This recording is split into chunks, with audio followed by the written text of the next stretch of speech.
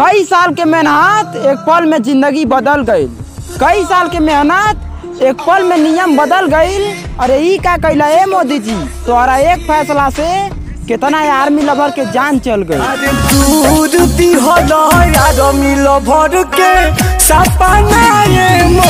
कि फांसी लगौला से हल न मिली और जवानन के आवे वाला उकल न मिली।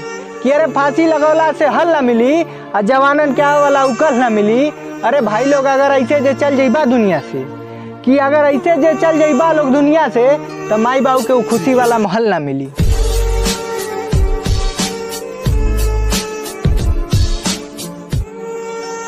मामला शांत ना होई, सरकार के नियम बदले के पड़ी। कि मामला शांत ना होई, सरकार के नियम बदले के पड़ी। और जो 10 साल तैयारी कैले बा, वो 4 साल के नौकरी कैसे करी।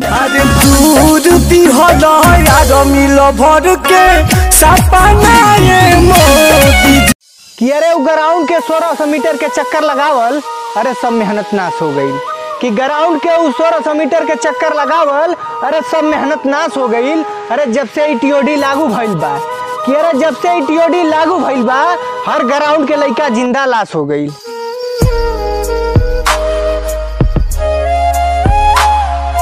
नोटबंदी करौला, लॉकडाउन लगैला, ई सब तो सही बा। नौकरिया घटावा सोच विचार के।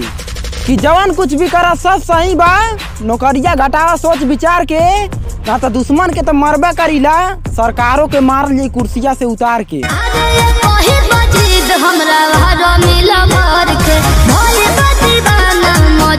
हमरा